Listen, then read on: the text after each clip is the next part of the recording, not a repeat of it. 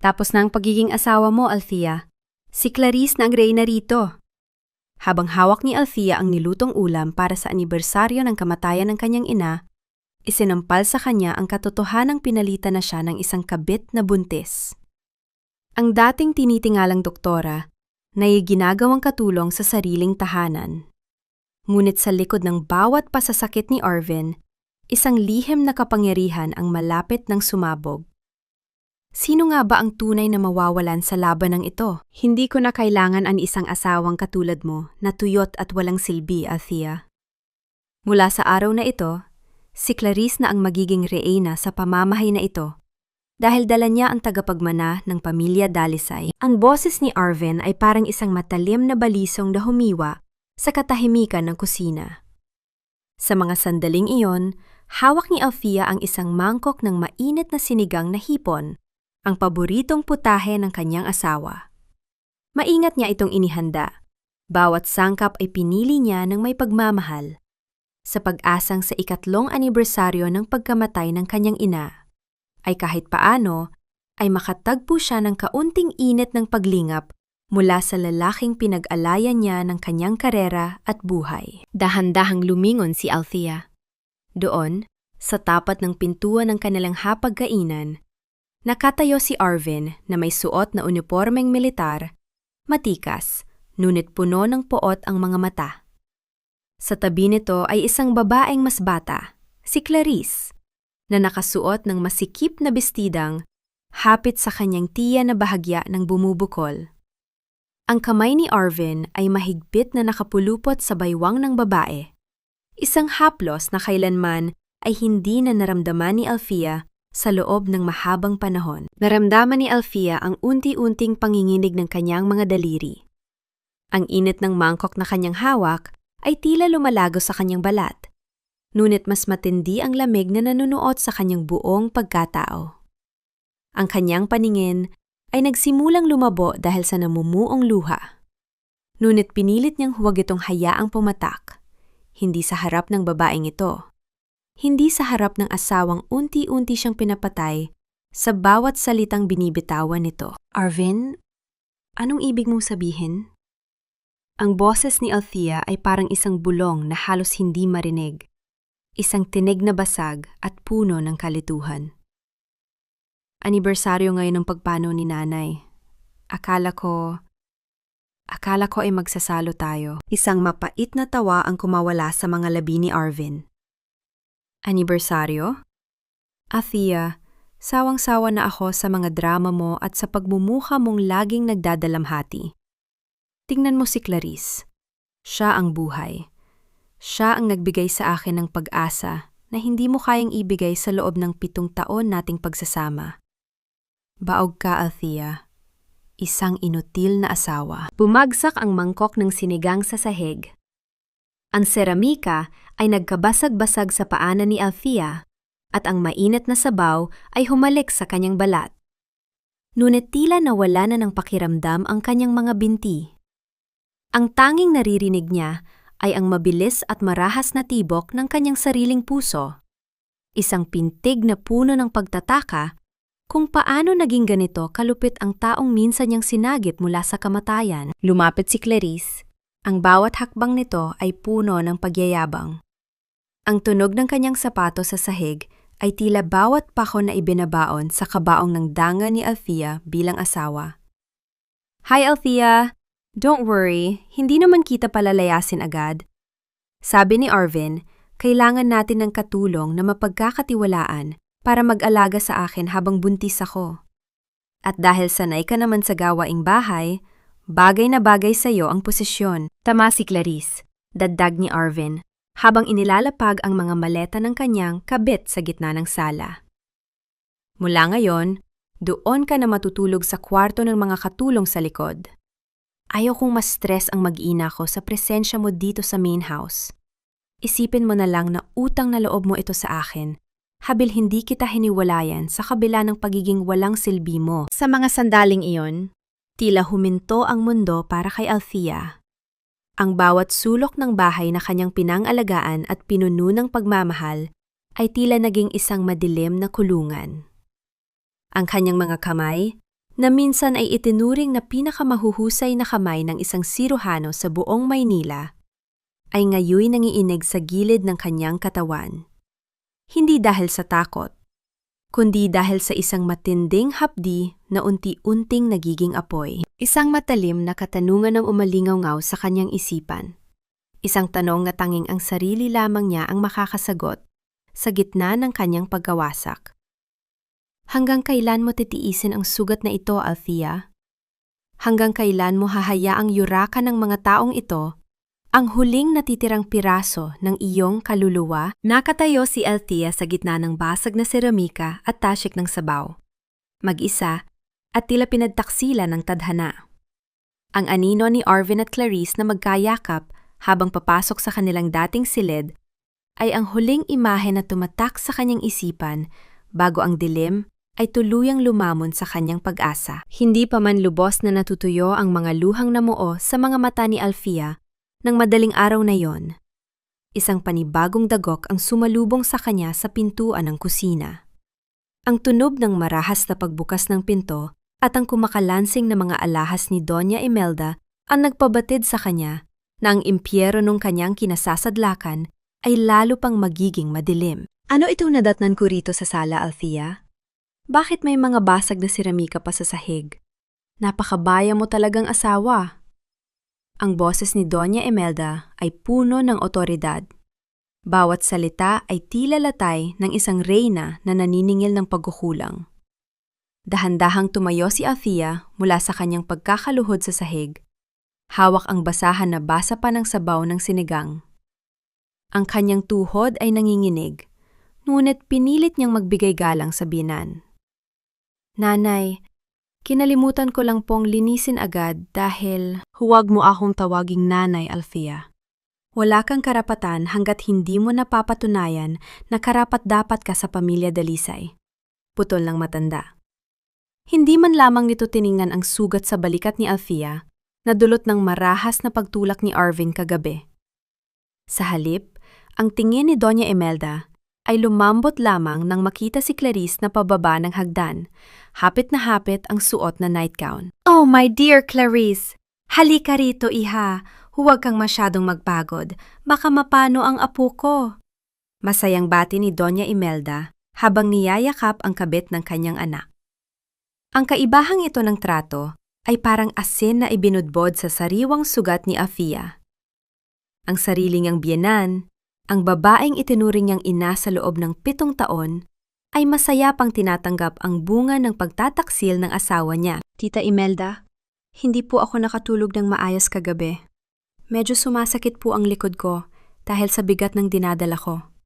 Pabebe na sumbong ni Clarice, sabay sulyap ng may pait na ngiti kay Althea. Tumingin muli si Doña Imelda kay Althea. Ang kanyang mga mata ay naniningkit sa puot. Althea, narinig mo ba yan? Masama ang pakiramdam ng mag-ina ni Arvin. Mula ngayon, ikaw na ang maglalaban ng lahat ng gamit ni Clarice. At huwag mong susubukang gamitin ang washing machine. I-hand wash mo lahat yan, lalo na ang mga delikates niya, para hindi masira ang tela. Ang isang babaeng walang pakinabang sa pamilya ay dapat matutong magsilbi sa tunay na magdadala ng tagapagmana. Isang tumpok ng mga maruruming damit ang inihagis ni Clarice sa paanan ni Althea. Ang tunog ng pagbagsak ng mga tela sa sahig ay tila isang malakas na sampal sa pagkatao ni Althea bilang isang doktora.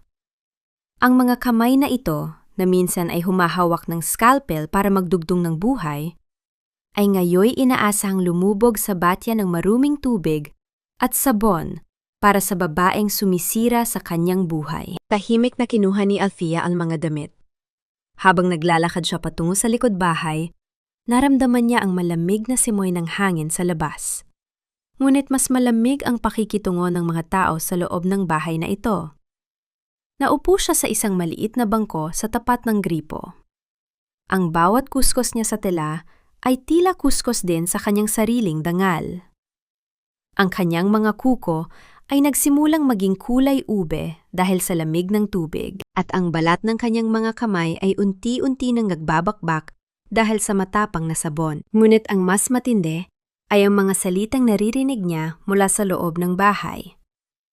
Ang halahak ni na Doña Imelda at Clarice habang nag-aalmusal ay parang mga tinik na bumabaon sa kanyang pandinig.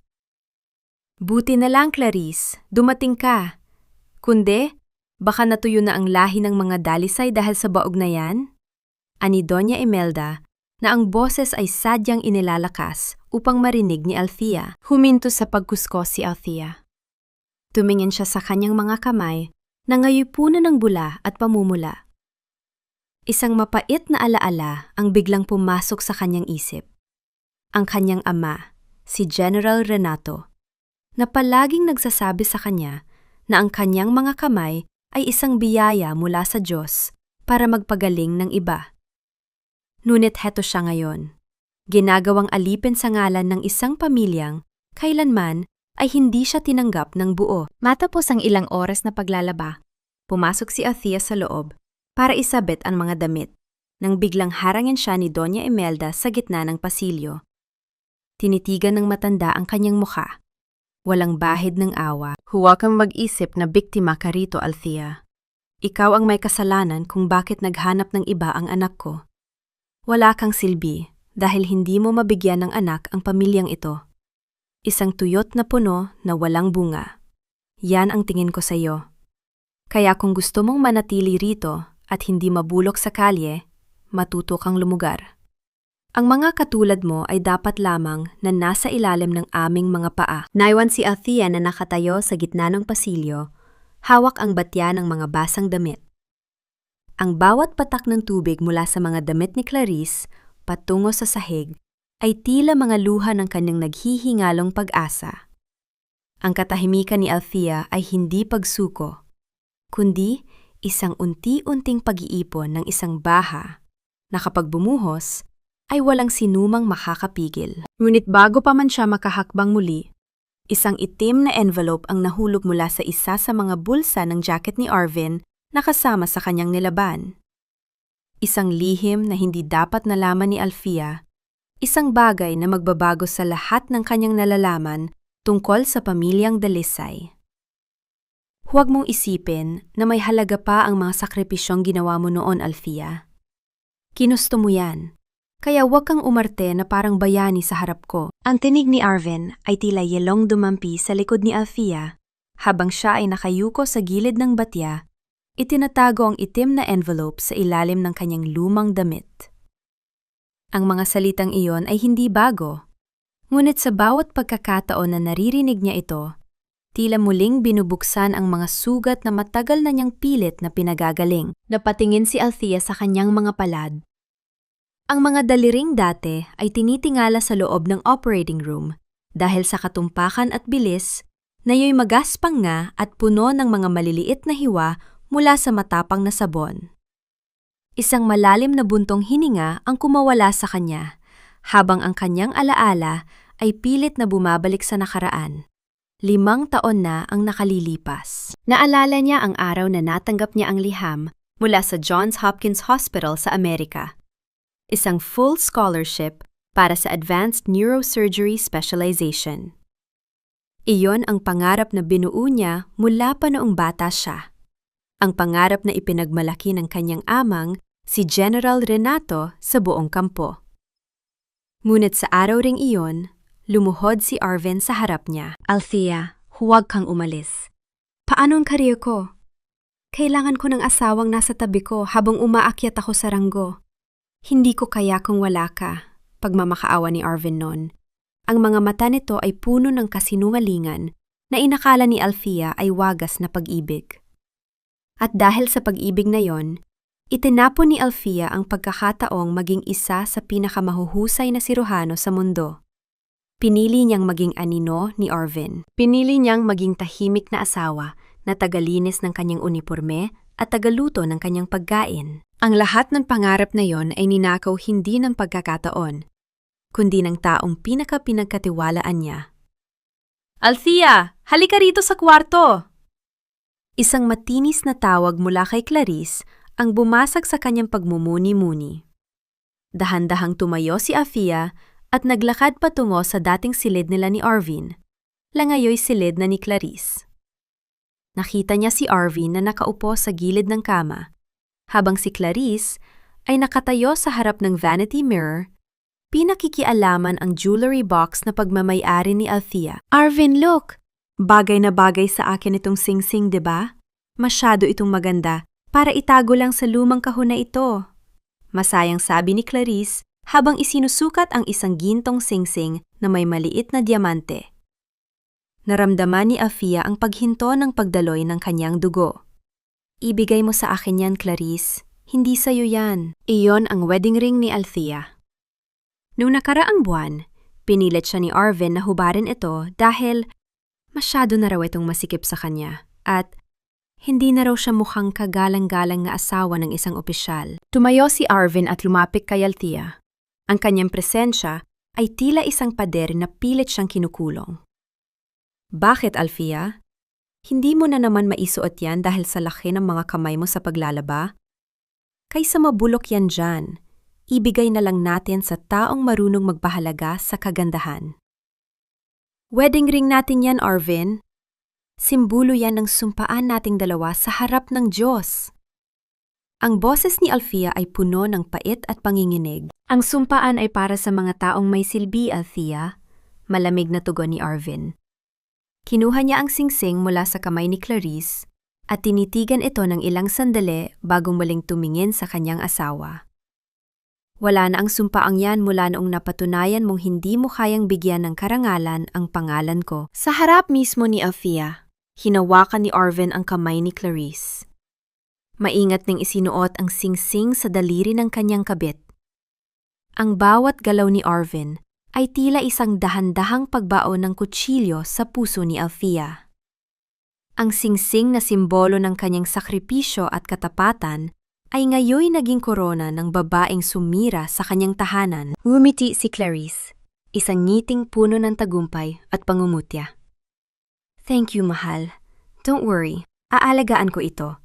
Hindi katulad ng ginawa ng dati mong asawa. Nakalabas ang mga luha sa mga mata ni Althea na hindi na niya mapigilan. Ang bawat pangarap na ibinigay niya, ang bawat taon na kinalimutan niya ang kanyang sarili, ay ngayon ganap ng tinatapon sa basurahan. Nakatayo siya doon, pinapanood ang kanyang asawa na hinahalikan ang kamay ng ibang babae gamit ang kanyang sariling singsing. Sa gitna ng kanyang matinding pighati, naramdaman ni Althea ang itim na envelope na nakatago sa kanyang bulsa. Isang matalas na paalala na sa kabila ng lahat ng ninakaw sa kanya, may isang bagay na hindi kailanman makukuha ni Arvin. Ang katotohanang hawak na niya ngayon. Kailan ba nagiging sapat ang sakit para ang isang tao ay matutong lumaban? O sadyang may mga sugat na kailangang mabulok muna bago mo maisip ang putulin ang bahagi ng iyong buhay na nagdadala ng lason? Tumingin si Arvin kay Althea. Ang kanyang muka ay walang bakas ng pagsisisi. Ano pang hinihintay mo rito? Tapusin mo na ang nilalaban mo at siguraduhin mong malinis ang mga damit ni Clarice bago maghapunan. Tumalikod si Althea. Ang kanyang mga hakbang ay mabigat, ngunit may bago itong direksyon. Habang bumababa siya ng hagdan, narinig niya ang tawanan ng dalawa sa loob ng silid. Isang tunog na hindi na nagdudulot ng luha, kundi ng isang malamig at matalim na pagpapasya. Huwag kang malikot, Mang Nestor. Kailangan nating itigil ang pagdaloy ng dugo bago ka tuluyang mawalan ng malay. Ang boses ni Althea ay hindi na ang basag na tinig ng isang asawang inaapi. Ito ay malamig, direkta at puno ng otoridad. Ang boses ng isang doktora na nakaharap sa kamatayan. Sa madilim na sulok ng kanilang likod-bahay, habang ang ulan ay nagsisimulang pumatak sa mga dahon ng saging, nakaluhod si Althea sa maputik na lupa sa tabi ni Mang Nestor. Ang matandang hardinero na aksidenteng nahulog mula sa mataas na hagdan at natusok ang hita sa isang kalaweng na bakal. Ang kanyang mga kamay, na ilang araw nang nakababad sa matapang na sabon at maruming tubig, ay tila nagkaroon ng sariling buhay. Kinuha niya ang isang bote ng mataas na uri ng alak na ninakaw niya mula sa bar ni Arvin at ibinuhos ito sa sugat ng matanda. Isang impit na daing ang kumawala sa mga labi ni Mang Nestor. Ngunit mabilis na tinakpan ni Althea ang bibig nito gamit ang malinis na panyo. Tisin mo, Mang Nestor. Kung dadalhin ka pa natin sa ospital sa bayan, baka maubusan ka na ng dugo sa daan. Bulong niya habang ang kanyang mga mata ay matalas na nakatuon sa malalim na hiwa. Sa mga sandaling iyon, tila naglaho ang lahat ng sakit at pang-aapi na naranasan niya sa loob ng bahay. Wala na ang Alfia na sunod-sunuran sa biyenan. Ang naroon ay ang siruhano na nagtapos ng may karangalan, ang babaeng may kakayahang magdugtong ng hininga. Gamit ang isang maliit na sewing kit na palagi niyang dala at isang matalim na blade na pinainitan niya sa apoy ng kandila, sinimula ni Alfia ang paglilinis at pagtatahi sa sugat. Ang bawat tahi niya ay tumpak at maingat. Isang sining na tila kailanman ay hindi kinalimutan ng kanyang mga kalamnan. Ang panginginig ng kanyang mga daliri kanina ay napalitan ng isang nakamamanghang katatagan. Sa bawat paghila ng sinulid, nararamdaman ni Althea ang unti-unting pagbabalik ng kanyang sariling lakas. Hindi lamang si Mang Nestor ang kanyang ginagamot. Sa bawat simula ng tahi, tila tinatahi rin niya ang mga punit-punit na bahagi ng kanyang sariling kaluluwa. Doktora, salamat po. Mahinang usal ni Mang Nestor habang unti-unting kumakalma ang kanyang paghinga. Ang tawag na yon, doktora, ay parang isang himig na matagal nang hindi naririnig ni Althea, isang pambagat na pilit na ibinaon ni Arvin sa limot. Ngunit heto, at muling nabubuhay sa gitna ng dumi at hirap. Ngunit ang katahimikan ng gabi ay biglang nabasag ng tunog ng marahas na pagbukas ng pinto sa likod. Ang liwanag mula sa loob ng kusina ay tumama sa kinaroroonan ni Althea at doon, nakatayo si Clarice na may hawak na baso ng gatas.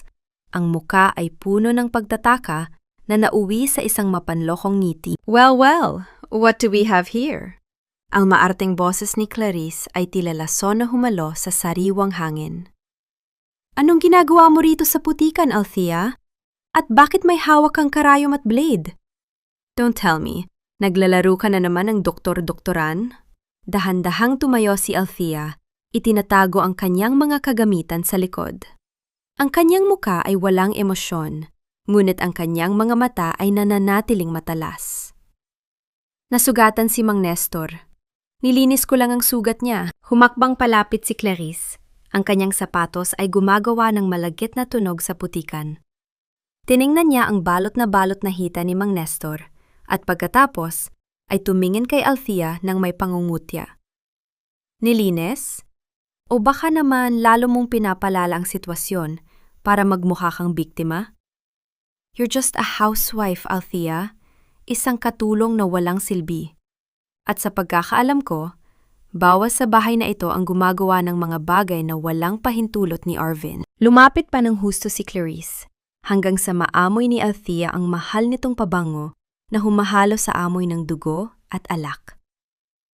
Alam mo ba kung anong mangyayari kapag nalaman ni Arvin na nagnanakaw ka ng gamit niya para sa isang hamak na hardinero? Sasabihin ko sa kanya na sinusubukan mong saktan si Mang Nestor para isisi sa akin ang stress na nararamdaman mo. Isang malamig na ngiti ang sumilay sa mga labi ni Clarice habang hinahaplos ang kanyang tiyan. Anong ginagawa mo, nagpapanggap na doktor? Isang malaking kasinungalingan ang lahat ng ito, di ba? You're pathetic, Althea. At sisiguraduhin ko na ito na ang huling beses na hahawakan ng anumang matalim na bagay sa bahay na ito. Nakatayo si Althea si dilim. Habang ang ulan ay patuloy na bumabagsak, dinidilig ang kanyang mga kamay na muling nabahira ng dugo. Ang banta ni Clarice ay hindi lamang para sa kanyang kaligtasan, kundi para sa huling piraso ng kanyang pagkatao na muli niyang natuklasan. Sa likod niya, si Mang Nestor ay nakatingin ng may takot, habang sa harap niya, ang kaaway ay handa ng sumunggab para tuluyan siyang ilubog sa limot. Ngunit ang hindi alam ni Clarice, ang babaeng nakatayo sa harap niya, ay hindi na ang Althea na kaya niyang takutin ng mga salita. Dahil sa gabing ito, muling naalala ni Althea ang pakiramdam ng kapangyarihan sa kanyang mga kamay. Ang kapangyarihang magligtas, at kung kakailanganin, ang kapangyarihang magpabagsak. Arvin, saklolo, tulungan mo ako. Nilalason ako ng asawa mo. Ang boses ni Clarice ay isang matinis na tili na bumasag sa katahimikan ng hating gabi. Pagpasok pa lamang ni Arvin sa pintuan ng bahay mula sa kanyang duty sa kampo, sinalubong siya ng isang eksenang tila kinuha mula sa isang madilim na dula. Si Clarice ay nakalupasay sa sahig ng kusina, hawak ang kanyang tiyan, habang ang kabilang kamay ay nakaturo sa isang baso ng gatas na may kakaibang amoy ng gamot. Sa kabilang dulo ng mesa, nakatayo si Althea. Hawak pa rin niya ang maliit na bote ng antiseptic na ginamit niya para kay Mang Nestor kanina. Ang kanyang puting t-shirt ay may bahid pa ng dugo ng matanda, isang ebidensya na sa mga mata ng isang taong bulag sa galit ay maaring bigyan ng ibang kahulugan. Anong nangyayari rito? Ang boses ni Arvin ay parang kulog na nagpayanig sa buong kusina. Mabilis siyang lumapit kay Clarice at binuhat ito ng may labis na pag-aalala. Arvin, nakita ko siya. May inilalagay siya sa gatas ko. Hikbi ni Clarice. Ang kanyang mga mata ay puno ng peking luha, habang ang kanyang katawan ay nanginginig sa bisig ng lalaki. Sabi niya, ayaw niyang isilang ang anak ko. Gusto niya akong mawala para makuha kanya ulit. Tingnan mo ang mga kamay niya, Arvin. May dugo. Papatayan niya kami ng baby mo. Dahan-dahang ibinaling ni Arvin ang kanyang paningin kay Althea. Ang kanyang mga mata, na dati ay may bakas pa ng respeto noong unang taon ng kanilang pagsasama, ay ngayoy puno na lamang ng purong put at pandidiri. Humakbang siya palapit kay Althea. Ang bawat yabag ng kanyang bota sa sahig ay tila tunog ng isang hatol ng kamatayan. Althea, totoo ba ito? Ang boses ni Arvin ay mababa, nungit puno ng panganib. Hindi, Arvin. Nakita mo ang dugo dahil tinulungan ko si Mang Nestor. Nasugatan siya. Sinungaling! Sigaw ni Arvin. Nakita ka ni Clarice. At bakit ka may dalang mga gamot na pang-opera? Sino ang niloloko mo? Hindi ka na doktor, Althea. Isa ka na lang katulong dito. At ngayon, isa ka na ring mamamatay tao. Itinaas ni Arvin ang kanyang kamay. Ang tunog ng kanyang palad na marahas na dumampi sa pisingi ni Althea ay umalingaw-ngaw sa buong silid. Dahil sa lakas ng impact, tumama ang ulo ni Althea sa gilid ng cabinet. Naramdaman niya ang malapot na likido na dumadaloy mula sa kanyang sentido at ang lasa ng bakal sa kanyang mga labi. Ngunit mas masakit ang kirot sa kanyang dibdib. Bilang isang doktora, alam ni Althea sa isang sulyap pa lamang na umaarte lang si Clarice. Ang kulay ng balat nito, ang paraan ng paghinga, lahat ay normal. Ngunit sa harap ng asawang sadyang nagbubulag-bulagan, ang katotohanan ay walang halaga. Makinig ka sa akin, Althea, bulong ni Arvin, habang idinidikit ang kanyang muka sa nasugatang pisingi ng asawa. Ang amoy ng alak at galit ay sumasakal kay Althea. Kapag may nangyaring masama kay Clarice o sa anak ko, sisiguraduhin kong mabubulok ka sa kulungan. O mas malala pa, baka hindi ka na makaabot doon. Muling binuhat ni Arvin si Clarice at mabilis na lumabas ng bahay para dalhin ito sa ospital. Iniwan si Althea na nakalupasay sa malamig na sahig. Ang katahimikan sa kusina ay nabasag lamang ng mahina at regular na patak ng dugo mula sa sugat ni Althea patungo sa puting tiles ng sahig. Nanginginig ang mga kamay ni Althea habang pilit niyang itinatayo ang kanyang sarili. Ang kanyang paningin ay nagsisimulang umikot, ngunit ang kanyang isipan ay mas malinaw pa sa sikat ng araw. Nakita niya ang baso ng gatas na itinuro ni Clarice. Kinuha niya ito at inamoy. Walang lason. Clarice only put a drop of antiseptic to mimic the smell. Isang matalinong patibong para sa isang desperadong laro. Sumandal si Althea sa pader. Ang kanyang hininga ay gumuho sa isang tahimik na hikbi na hindi naglalabas ng tunog. Ito na ba ang katapusan? Ang lahat ba ng pagtitiis niya ay hahantong lamang sa ganitong uri ng pagpapakasakit? Tiningnan niya ang kanyang medical kit na nakakalat sa sahig. Sa gitna ng dilim at sakit, isang matinding realization ang tumama sa kanya. Hindi siya pwedeng mamatay dito. Hindi siya pwedeng sumuko sa paraang gusto nila. Habang pinupunasan niya ang dugo sa kanyang mukha gamit ang kanyang nanginginig na manggas, isang katanungan ang pilit na kumakatok sa kanyang puso. Hanggang kailan mo hahayaang saktan ka ng lalaking ito bago mo maalalang ikaw ay anak ng isang leon? Walang puwang sa mundong ito ang mga katulad mong mamamatay tao, Althea. Bukas na bukas. Sisiguraduhin kong sa likod ng rehas ka na magpapaliwanag. Ang mga salitang iyon ni Arvin ay parang mga palasong may lason na bumuon sa puso ni Althea pagkapasok pa lamang nito sa maliit at madilim na kwarto ng mga katulong. Kararating lang ni Arvin mula sa ospital at kahit sinabi ng mga doktor na walang anumang lason sa katawan ni Clarice, mas pinili nitong maniwala sa kasinungalingan ng kanyang kabit na na-stress ang sanggol dahil sa takot kay Althea. Lakatayo si Althea sa tapat ng isang maliit at basag na salamin. Pilit na ginagamot ang sariling sugat sa sentido gamit ang isang piraso ng bulak. Ang kanyang mga kamay ay nanginginig, hindi dahil sa takot, kundi dahil sa matinding panghihina ng katawan at kaluluwa. Sa bawat haplos niya ng alkohol sa kanyang sugat, tila mas lalong humahapdi ang katotohanang ang lalaking nasa harap niya. Na yon ay ang parehong lalaking. Minsan niyang pinangako ang mamahalin hanggang sa huling hininga. Hindi ko ginawa yon, Arvin. Alam mo sa loob mo na nagsisinungaling si Clarice? Mahinang usal ni Althea, ang kanyang boses ay tila isang pagod na himinga. Tumigil ka! Sigaw ni Arvin. Sa gitna ng kanyang pot, mabilis niyang binunot ang kanyang service pistol mula sa holster sa kanyang baywang.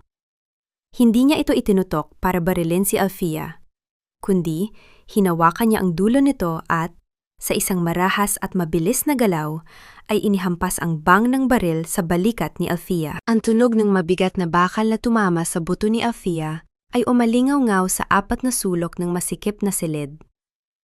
Bumagsak si Althea sa semento. Ang kanyang paningin ay nagdilim sa tindi ng sakit na tila gumuhit mula sa kanyang balikat hanggang sa dulo ng kanyang mga daliri. Ang lamig ng sahig ay humalik sa kanyang pisingi. Ngunit mas malamig ang pakiramdam ng bakal na muling idiniin ni Arvin sa kanyang leeg habang siya ay nakalubog sa dumi. Isang salita mo pa, Althea, at hinding-hindi ko natitingnan kung asawa kita, bulong ni Arvin. Ang boses ay puno ng kasuklam-suklam na banta. Ikaw ang sumira sa pangarap ko. Ikaw ang dahilan kung bakit nag-aalala ako para sa anak ko.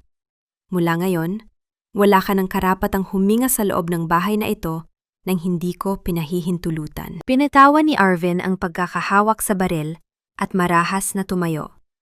Lumabas siya ng kwarto at malakas na isinarado ang pinto. Na tila ba, isang kulungan ang iniwan niya. Ang tunog ng susi na umiikot sa kandado mula sa labas ay ang huling tunog na nagpabatid kay Althea na siya ay opisyal ng bilanggo sa sarili niyang buhay. Sa gitna ng katahimikan at tilim, nakalupasay si Althea sa sahig. Walang luha ang lumabas sa kanyang mga mata. Ang sakit sa kanyang balikat ay unti-unting naging manhid, ngunit ang kanyang isipan ay tila nagkaroon ng isang nakakatakot na linaw. Hinawakan niya ang kanyang balikat.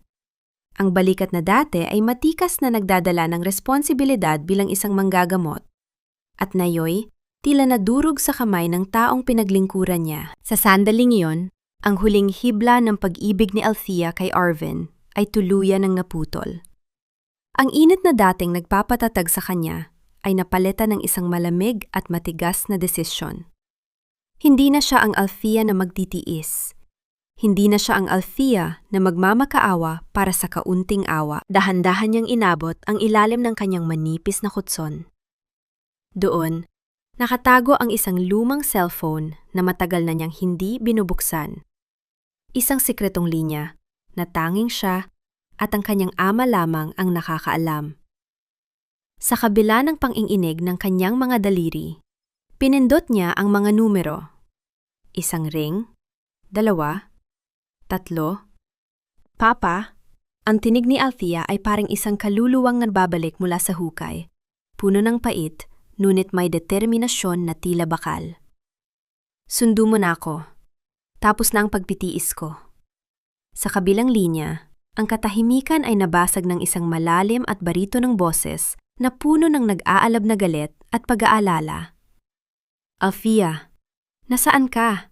Sabihin mo sa akin ang kinaroroonan mo ngayon din. Nasa impyerno ako, Papa, sagot ni Althea habang nakatingin sa itim na envelope na nakuha niya sa jacket ni Arvin nang ngayoy mahigpit niyang hawak. Pero sa pagkakataong ito, ako na ang magsusunog sa kanila. Ibinaba ni Althea ang telepono. Sa gitna ng kadiliman ng kanyang kwarto, isang matalim na ngiti ang sumilay sa kanyang mga labi.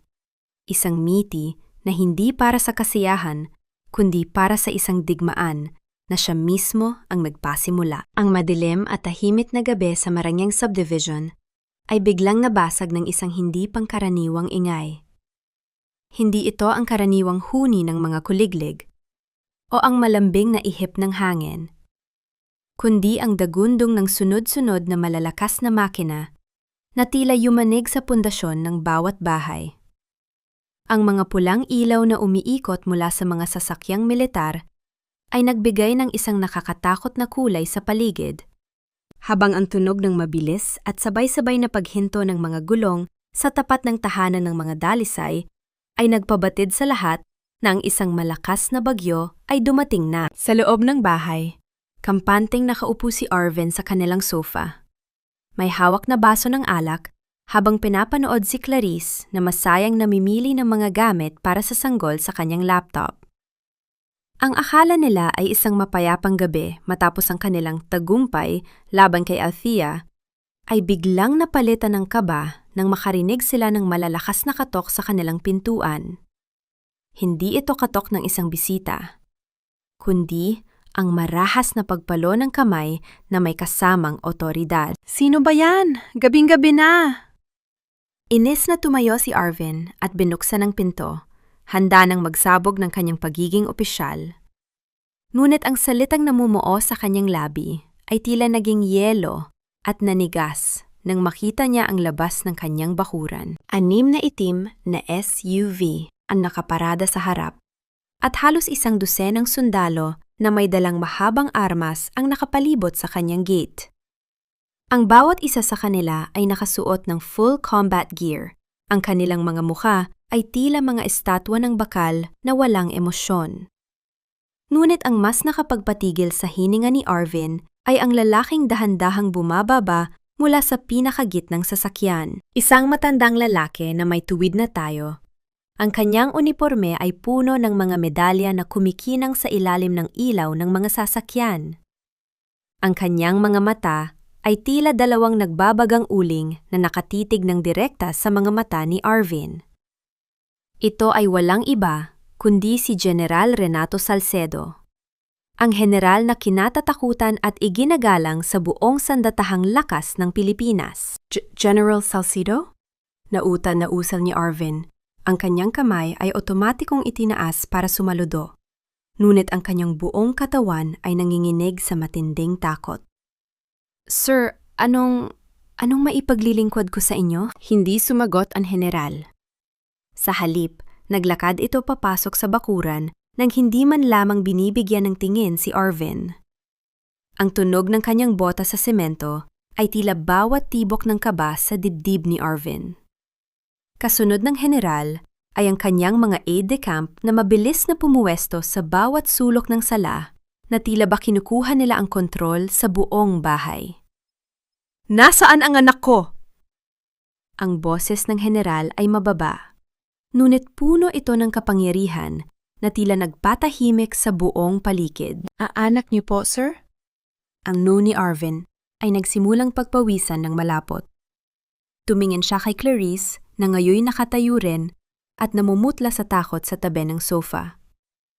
"Wala po kaming alam na may anak kayo rito." Isang malamig na tawa ang kumawala sa general. Isang tunog na mas nakakatakot kaysa sa anumang sigaw. 7 taon ninyong itinago ang aking anak sa ilalim ng inyong mga paa. 7 taon ninyong inakala na siya ay isang ulila na walang sinumang masasandalan. Ngunit ngayong gabi, ang panahong iyon ay tapos na. Mula sa madilim na pasilyo patungo sa kwarto ng mga katulong, lumabas si Althea. Ang kanyang hakbang ay mabagal, ang kanyang balikat ay bahagyang nakayuko dahil sa sakit, at ang kanyang muka ay may bakas pa ng natuyong dugo mula sa sugat na gawa ni Arvin. Ngunit nang magtagpo ang kanilang mga mata ng kanyang ama, ang lahat ng pait at hirap na itinago ni Althea ay tila bumuhos sa isang tahimik na sulyap. "Papa," bulong ni Althea, ang anyo ni General Renato ay biglang nagbago. Ang matigas na mukha ng isang sundalo ay napalitan ng matinding pighati nang makita ang kalagayan ng kanyang nag-iisang anak. Mabilis siyang lumapit kay Althea at maingat na hinawakan ang mukha nito. Ang kanyang mga daliri ay dahan-dahang dumaan sa mga sugat at pasa na tinamon ng kanyang anak sa kamay ng asawa nito. "Anong ginawa nila sa iyo, Althea?" Ang boses ng general ay nanginginig na ngayon sa purong galit. Tumingin ang general kay Arvin, na ngayoy tila isang basang sisiw na hindi makatingin ng diretsyo. "Major Arvin Dalisay, hindi mo alam kung anong uri ng demonyo ang ginising mo ngayong gabi." "Sir, hindi ko po alam. Akala ko po ay ordinaryong babae lang siya." "Althea, bakit hindi mo sinabi?" Pagmamakaawa ni Arvin. Ang kanyang boses ay puno ng desperasyon. Lumingon si Althea sa kanyang asawa. Ang kanyang mga mata ay wala ng bahid ng pag-ibig, kundi purong kawala ng pakiramdam. "Sinabi ko sa iyo na mahal kita, Arvin. Pero hindi ko sinabing hahayaan kitang sirain ang pagkatao ko dahil lang sa pag-ibig na yan. Ngayong gabi, hindi mo na ako asawa. Ako si Althea Salcedo at sisiguraduhin kong babayaran mo ang bawat patak ng dugo na kinuha mo sa akin." Isang sundalo ang lumapit at may inabot na folder sa general. Binuksan ito ni Renato at itinapon ang mga papeles sa mukha ni Arvin. Ang mga dokumento ay nagliparan sa sahig. Ang mga ebidensya ng korupsyon, ang mga lihim na transaksyon ni Arvin, at ang lahat ng dumi na akala niya ay naitago na niya ng maayos. "Major Dalisay," ani ng general habang hinarap ang kanyang mga sundalo. "Tanggalin ang kanyang ranggo, kumpiskahin ang lahat ng kanyang armas, at dalhin siya sa kampo para sa kagyat na investigasyon. Walang sino mang mananakit sa isang Salcedo na mananatiling nakatayo." Habang pilit na kinakaladkad ng mga sundalo si Arvin palabas ng sarili nitong bahay, ang kanyang mga sigaw ng pagmamakaawa ay tila nawala ng saysay.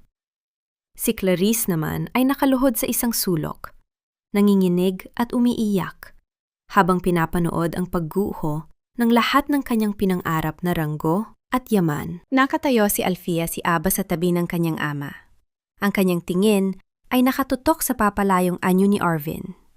Ang bawat yabag na mga bota sa labas ay tila isang bagong simula para sa kanya. Ngunit sa gitna ng kanyang tagumpay, isang tanong ang nananatiling nakasabit sa hangin. Sapat na ba ang hustisyang ito para burahin ang lahat ng pilat sa kanyang puso? O ang tunay na laban ay nagsisimula pa lamang? "Huwag kang umalis, Althea. Isipin mo ang dangal ng pamilya Dalisay. Mag-usap tayo ng maayos, iha." Ang boses ni Doña Imelda ay puno ng desperasyon. Isang tinig na dati ay naguutos at mapang-api. Ngunit nayo'y nagmamakaawa habang nakakapit sa laylayan ng damit ni Althea. Ang katahimikan sa loob ng mansyon ay kasing lamig ng kamatayan. Tanging ang tunog lamang ng mabibigat na hakbang ng mga sundalo sa labas ang naririnig. Ang mga gamit na dati ay simbolo ng karangyaan ng mga Dalisay ay tila nawala na ng ningning sa ilalim ng mapanghusgang liwanag ng katotohanan. Dahan-dahang tinanggal ni Althea ang pagkakahawak ng kanyang biyenan. Timitigan niya ang matanda. Ang mga mata nito na dati ay puno ng pangungutya ay ngayoy puno na ng takot. "Tangal, Nanay Imelda?" Ang boses ni Althea ay malamig at walang bahid ng pag-aalinlangan. "Matagal niyo nang itinapon ang dangal ng pamilyang ito, noong hinayaan ninyang bastusin ako ng anak ninyo sa harap ninyo mismo. Ang dangal ay hindi itinatayo sa pagpapahirap sa kapwa." Tumingin si Althea kay Clarice na nakasubsob sa sofa. Nanginginig ang buong katawan habang nakikinig sa bawat salitang binibitawan niya. Hindi na ito ang palaban na kabit. Ito na lamang ay isang babaeng napatunayan na ang kanyang sandigan ay isang haliging gawa sa buhangin na ngayoy tuluyan ng gumuho. At ikaw, Clarice? Huminto si Althea sa harap ng babae. Inilabas niya mula sa kanyang bulsa ang itim na envelope na nakuha niya sa jacket ni Arvin. Alam ko ang lihim ninyong dalawa ni Arvin tungkol sa mga transaksyong ito. Ngunit may isang bagay akong natuklasan dito na sa tingin ko ay hindi mo rin alam. Isang mabilis na sulyap ng takot ang dumaan sa mga mata ni Clarice. Ngunit hindi na hinintay ni Althea ang sagot nito. Ibinigay niya ang envelope sa isa sa mga aide ni General Renato. Ibigay niyo ito sa mga investigator. Bahagi ito ng ebidensya laban sa kanya. Naglakad si Althea patungo sa kanyang silid. Hindi ang maranyang kwarto na ibinahagi nila ni Arvin, kundi ang maliit at masikip na kwarto sa likod kung saan siya huling ikinulong. Kinuha niya ang kanyang lumang bag. Wala siyang dinalang alahas, walang mamahaling damit, at wala ring kahit anong gamit na binili ni Arvin para sa kanya. Ang tanging laman ng kanyang bag ay ang kanyang mga medical books, ang kanyang stethoscope, at ang set ng surgical tools na matagal na niyang itinatago. Paglabas niya ng bahay, sinalubong siya ng kanyang ama na nakatayo sa tabi ng sasakyan. Ang gabi ay malalim na, ngunit para kay Althea, ito ang pinakamaliwanag na sandali ng kanyang buhay. Ang bawat hakbang niya palayo sa mansyong iyon ay tila pagtanggal ng isang mabigat na kadena na 7 taon niyang kinaladkad. Handa ka na ba, Althea? Tanong ni General Renato. Ang kanyang boses ay puno ng pag-aalaga na matagal nang kinauuhawan ng kanyang anak. Tumango si Althea. Opo, Papa. Handa na akong bumalik sa kung sino talaga ako. Sumakay sila sa sasakyan at dahan-dahang umandar ang convoy palayo sa subdivision. Habang nakatingin si Althea sa bintana, pinanood niya ang pagliit ng tahanan ng mga dalisay hanggang sa tuluyan na itong lamunin ng dilim. Walang luha ang pumatak sa kanyang mga mata. Ang nararamdaman niya ay isang uri ng kapayapaan na hindi kayang ibigay ng anumang yaman. Dinala siya ng kanyang ama sa isang pribadong safe house sa loob ng kampo militar. Pagbaba ng sasakyan, isang lalaking nakasuot ng white coat ang naghihintay sa kanila sa ilalim ng post ng ilaw. Ang kanyang tayo ay kampante at ang kanyang muka ay pamilyar. Isang muka mula sa nakaraan ni Althea na hindi niya inaasahang makikita muli sa ganitong pagkakataon. Althea Salcedo. O dapat ko bang sabihing, Doktora Althea? Ang boses ng lalaki ay malalim at may kasamang magaan na tawa na tila nagpagaan sa bigat ng paligid. Napatigil si Althea. Rafael? Dr. Rafael Ilagan? Numiti ang lalaki, isang ngiting puno ng pagkilala at respeto. Matagal ka naming hinintay, Althea. Ang V. Luna Medical Center ay nangangailangan ng pinakamahusay na neurosurgeon nila. Handa ka na bang hawakan muli ang scalpel? Tumingin si Althea sa kanyang mga kamay. Ang mga sugat at gasgas ay naroon pa rin, ngunit ang pang-inginig ay ganap ng naglaho. Sa gitna ng katahimikan ng gabi, muling narinig ni Althea ang tawag ng kanyang tunay na bokasyon.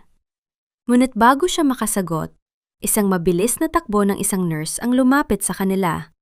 Hingal na hingal at puno ng kaba ang mukha. Dr. Rafael, may emergency po sa ER.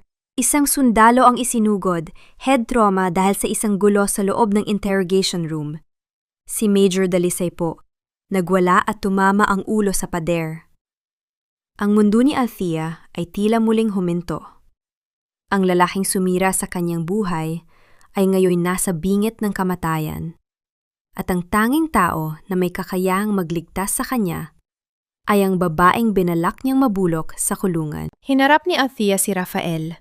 Ang kanyang mga mata ay nagbabaga sa isang bagong uri ng determinasyon. Rafael, ihanda mo ang operating room. Ako ang mag-oopera sa kanya. Ang agos ng tubig mula sa gripo ng scrub sink ay tila isang ritual ng paglilinis para kay Althea.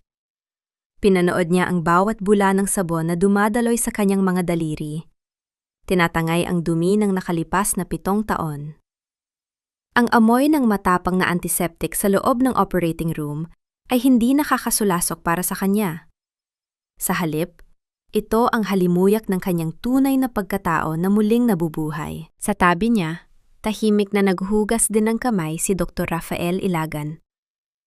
Mula sa gilid ng kanyang mga mata, napansin ni Rafael ang mga pilat at pamumula sa mga kamay ni Althea, ang mga bakas ng paglalaba at pagmamaltrato.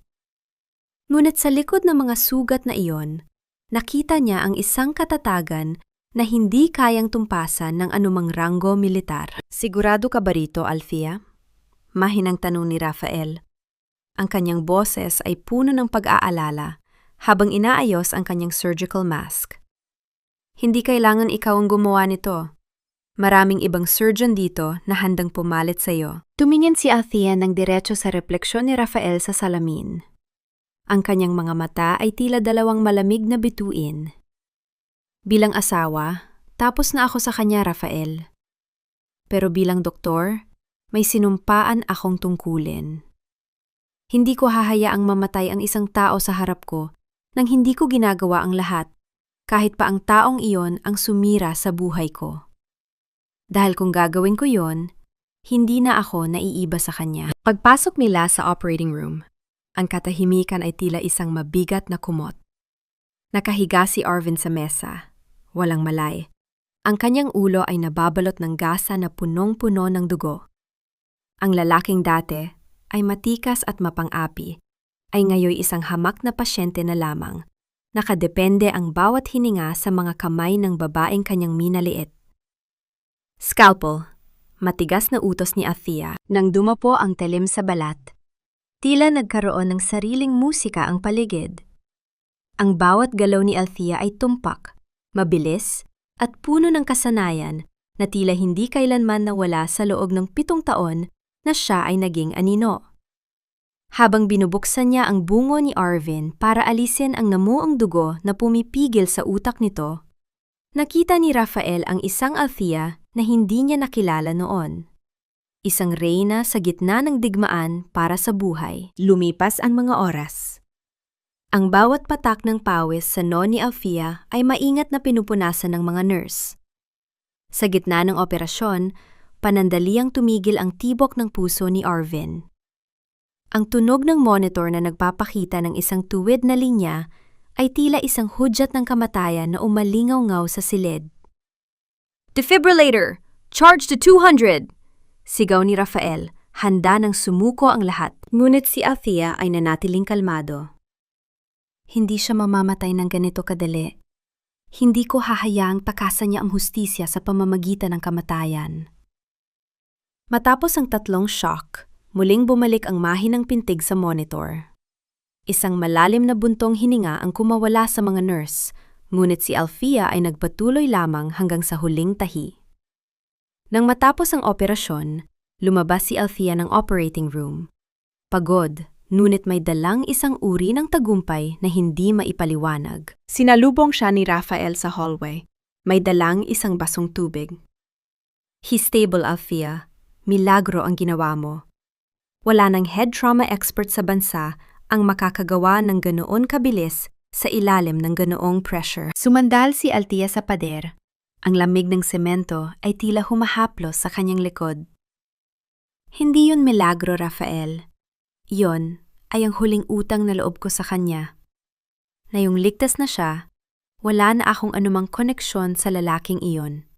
Ang susunod niyang haharapin ay hindi na ang scalpel ko, kundi ang hatol ng batas." Tumingin si Rafael kay Althea. Ang kanyang mga mata ay puno ng paghanga at isang damdaming matagal na niyang itinatago.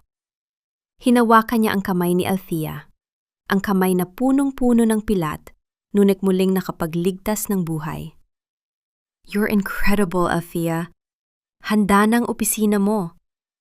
"Welcome back, doktora." Ngunit habang naglalakad sila palayo, isang nurse ang mabilis na lumapit sa kanila, bitbit ang isang logbook. "Doktora Althea, may tumawag po mula sa City Jail. Ang pasyenteng si Clarice Manabat, isinugod din po rito. Mukhang nagkaroon ng komplikasyon sa kanyang pagbubuntis." Napatigil si Althea. Ang tadhana ay tila pinaglalaruan siya. Inihaharap muli sa kanya ang mga taong nagdulot sa kanya ng matinding pasakit. Isang malamig na katanungan ang muling nabuo sa kanyang isipan. Hanggang saan aabot ang kanyang tungkulin bilang doktor kung ang buhay na nakasalalay sa kanya ay ang bunga ng pagtataksil na pumatay sa kanyang puso? Doktora Salcedo, kailangan niyo pong makita ang pasyente sa ER. Si Clarice Manabat po, dinudugo at nagkakaroon ng seizures. Ang tawag na iyon ay tila isang malakas na hampas ng hangin sa gitna ng katahimikan ng bagong opisina ni Althea. Nakatayo siya sa harap ng bintana, suot ang kanyang puting coat na may bordadong pangalan, Althea S. Salcedo MD, Neurosurgery. Ang tela ng coat na yon ay tila isang balute, matigas at malinis, sumisimbolo sa kanyang muling pagkabuhay mula sa dumi ng nakaraan. Ngunit sa pagbanggit ng pangalan ni Clarice, naramdaman ni Althea ang isang pamilyar na kirot sa kanyang dibdib. Hindi dahil sa pag-ibig, kundi dahil sa alaala ng bawat pang-aalipusta na tiniis niya. Dahan-dahang humarap si Althea sa nurse. Ang kanyang muka ay walang bakas ng emosyon, parang isang estatwa ng marmol. Nasaan ang OBGYN on duty?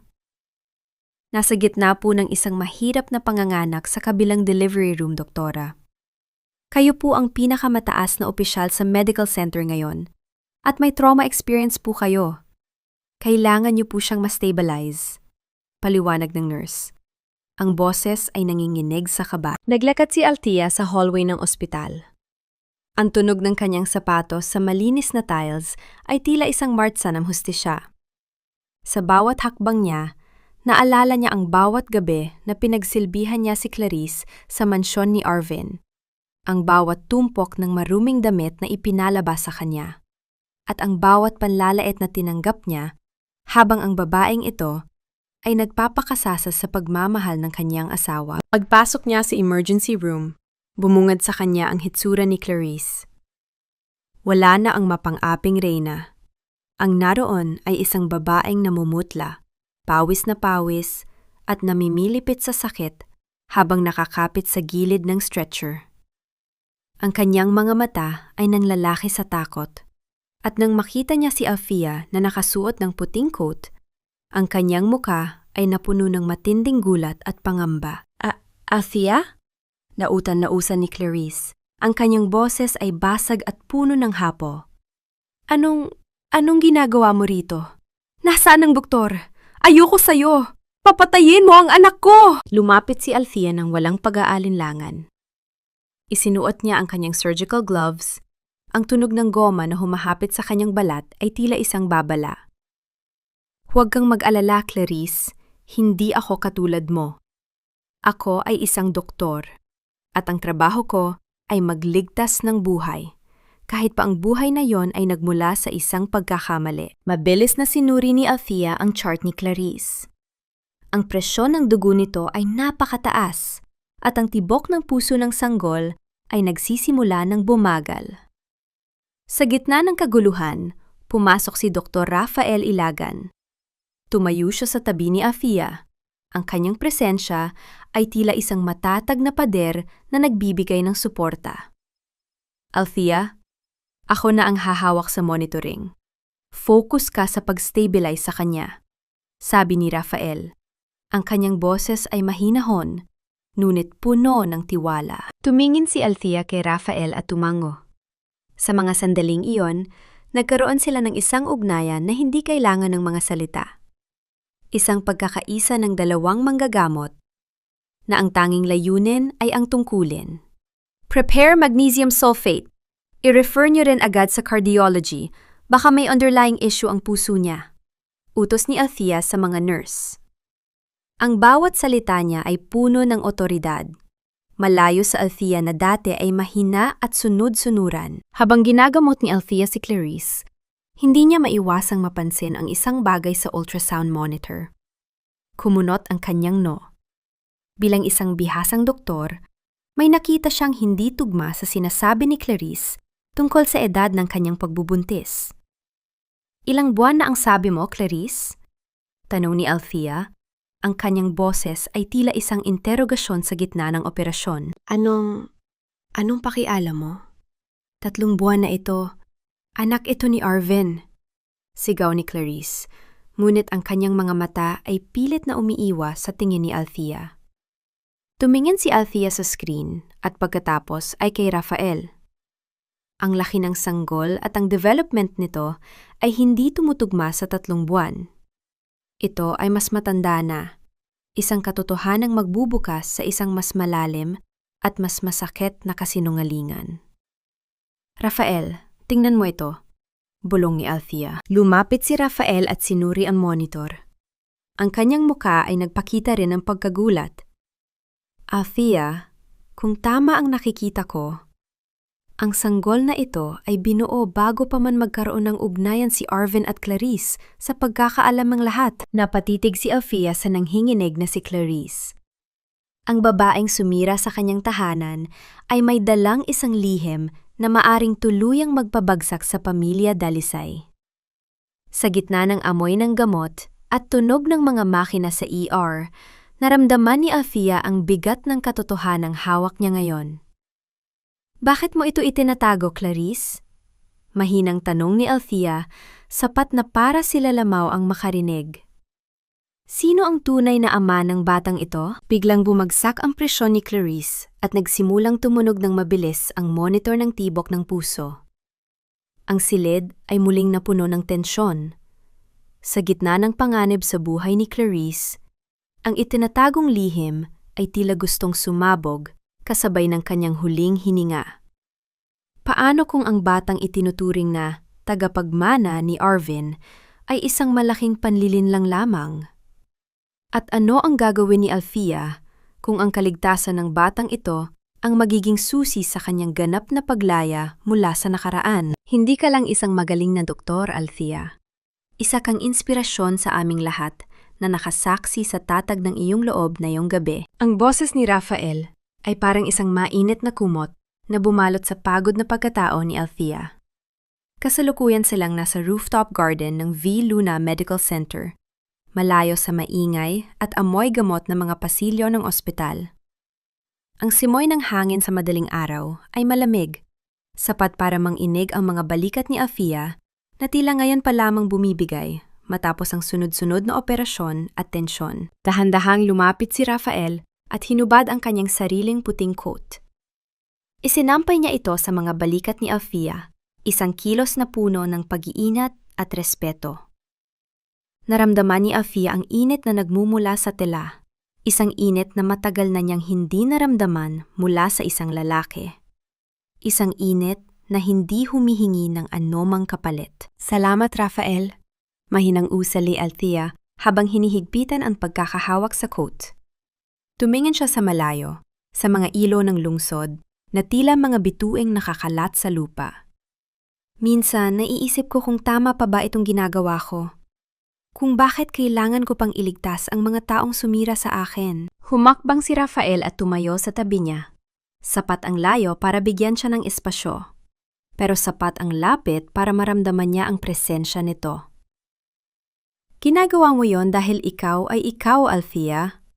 Ang kadiliman ng ibang tao ay hindi dapat magpabago sa liwanag na nasa loob mo. Yon ang dahilan kung bakit, kahit noong nasa med school pa tayo, palagi kitang pinagmamasdan mula sa malayo. Napatitig si Althea kay Rafael. Ang kanyang mga mata ay nang lalaki sa gulat. Ano? Noong nasa med school pa tayo? Isang tipid na ngiti ang sumilay sa mga labi ni Rafael. Isang ngiting puno ng mga lihim na gunita. Palagi kang nasa library, halos hindi kumakain para lang matapos ang mga case studies mo. Ang akala mo ay wala kang kasama, pero nandoon ako sa kabilang shelf. Nagbabasa rin, pero ang totoo ay ikaw ang pinapanood ko. Hinahangaan ko ang determinasyon mo, ang talino mo, at ang puso mo na palaging handang tumulong sa mga nangangailangan. Hinawakan ni Rafael ang riles ng rooftop. Ang kanyang mga daliri ay tila sumusunod sa ritmo ng kanyang pag-amin.